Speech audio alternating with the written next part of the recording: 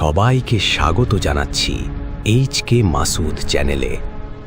আজ আমরা শুরু করতে যাচ্ছি এক রোমাঞ্চকর যাত্রা, এমন এক পৃথিবী যেখানে সময়ের চাকা উল্টো ঘুরেছে।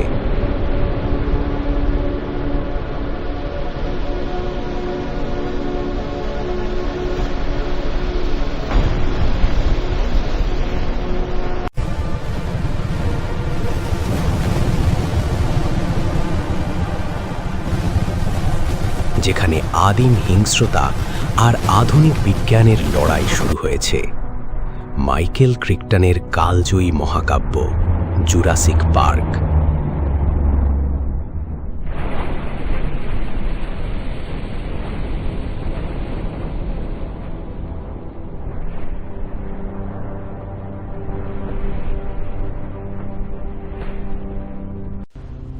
মধ্য আমেরিকার কোস্টারিকার উপকূলে এক ছোট দ্বীপ, নাম আইলা নুবলার।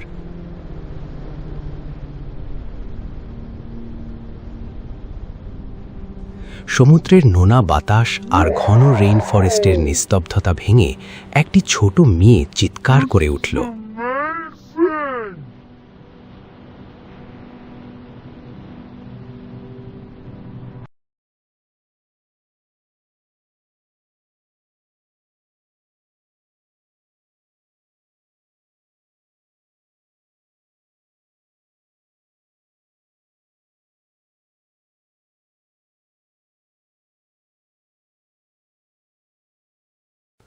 সে তার পরিবারের সাথে পিকনিকে এসেছিল।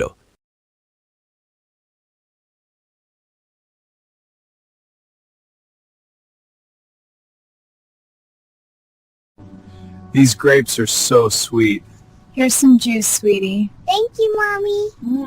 Good. কিন্তু বালির ওপর সে এমন কিছু দেখল যা তার কল্পনাকেও হার মানায়। একটি অদ্ভুত প্রাণী, অনেকটা মুরগির মতো দেখতে।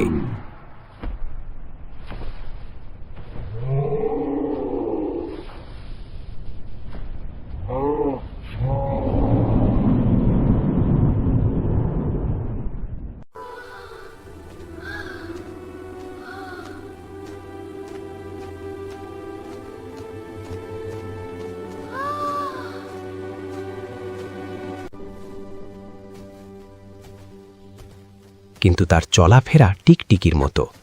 প্রাণীটি তার দিকে এগিয়ে এলো। মেয়েটি ভাবল হয়তো কোনো বিরল পাখি।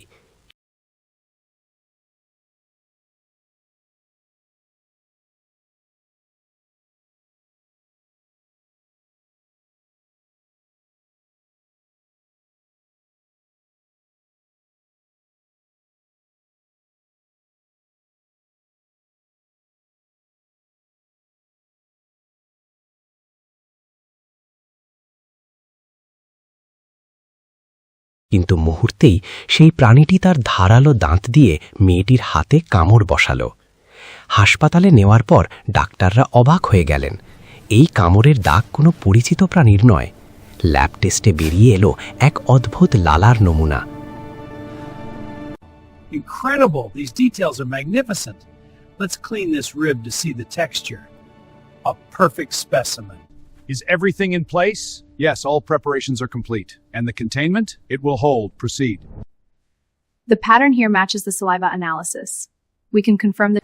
ডাক্তাররা যোগাযোগ করলেন প্রখ্যাত প্রত্নতত্ত্ববিদ ডক্টর অ্যালান গ্র্যান্টের সাথে। Incredible! These details are magnificent. Let's clean this rib to see the texture. A perfect specimen. Doctor grant তখন মন্টানার তপ্ত মরুভূমিতে ডাইনোসরের হাড় খুঁড়ে বের করছিলেন। তার কাছে যখন সেই রহস্যময় প্রাণীর এক্স-রে পৌঁছালো, তার কপালে চিন্তার ভাঁজ পড়ল। তিনি বিড়বিড় করে বললেন, এটা অসম্ভব। এই হাড়ের গঠন তো কয়েক কোটি বছর আগের এক বিশেষ ডাইনোসরের মতো।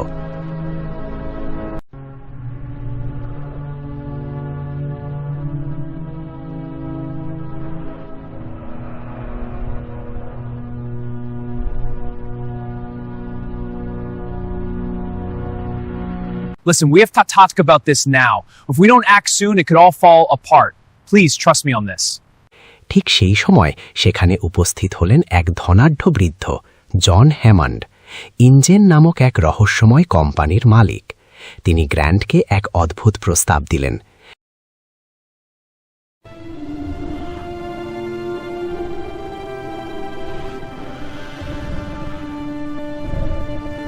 ডক্টর গ্র্যান্ট, আমি প্রশান্ত মহাসাগরের বুকে এক স্বর্গ তৈরি করেছি, যেখানে বিলুপ্ত হয়ে যাওয়া প্রাণীরা আবার প্রাণ পেয়েছে।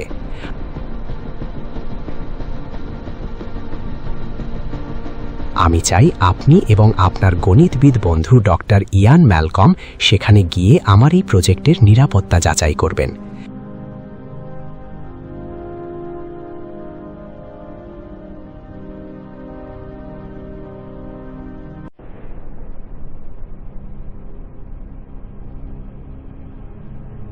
গ্র্যান্ট প্রথমে বিশ্বাস করতে পারেননি। ম্যালকম তার কেয়স থিওরি দিয়ে বারবার সতর্ক করছিলেন যে মানুষ যখন প্রকৃতির নিয়ম ভাঙতে চায়, প্রকৃতি তখন তার চরম প্রতিশোধ নেয়।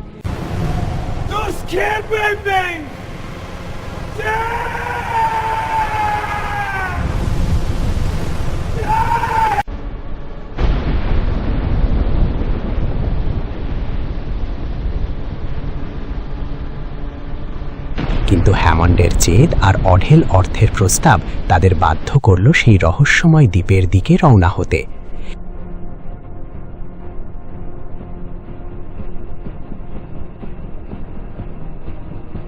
হেলিকপ্টার যখন আইলা নোবলার দ্বীপের কুয়াশা ঢাকা পাহাড়ের ওপর দিয়ে উড়ছিল, তখন সবার ভেতর এক অদ্ভুত আতঙ্ক কাজ করছিল।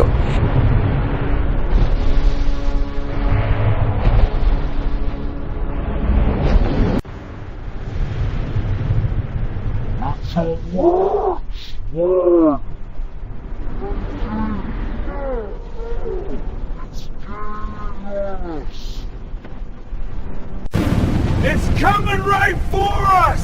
Get to the tent now! No, hold your ground! নিচে ঘন জঙ্গল আর তার মাঝখানে মাথা উঁচু করে দাঁড়িয়ে আছে এক বিশাল ইলেকট্রিক গেট, যাতে বড় বড় অক্ষরে লেখা জুরাসিক পার্ক। গেটটি ধীরে ধীরে খুলে গেল, আর তখনই জঙ্গলের ভেতর থেকে ভেসে এলো এমন এক গর্জন যা শুনলে কলিজা কেঁপে ওঠে। গ্র্যান্ট জানালা দিয়ে নিচে তাকালেন আর তার চোখ কপালে উঠে গেল। Coming right for us! Get to the tent now! No, hold your ground! তিনি যা দেখলেন তা কোনো বইয়ে পড়া ইতিহাস নয়, বরং জীবন্ত এক নরক। কিন্তু কি দেখলেন ডক্টর গ্র্যান্ট? সেই বিশালাকার প্রাণীগুলো কি সত্যি মানুষের নিয়ন্ত্রণে আছে, নাকি পর্দার আড়ালে দানা বাজছে এক মহাপ্রলয়? পরের পর্বে আমরা দেখব ডাইনোসরদের সেই রাজ্যে পা রাখা মাত্রই কিভাবে বদলে গেল সবার ভাগ্য। যখন অন্ধকার নামবে আর বিদ্যুৎ চলে যাবে, তখন কি হবে? দেখতে ভুলবেন না জুরাসিক পার্কের পরবর্তী পর্ব, আইলা নোবলারের বিভীষিকা, শুধুমাত্র HK মাসুদ চ্যানেলে। সাবস্ক্রাইব করে সাথেই থাকুন, কারণ আসল খেলা তো মাত্র শুরু।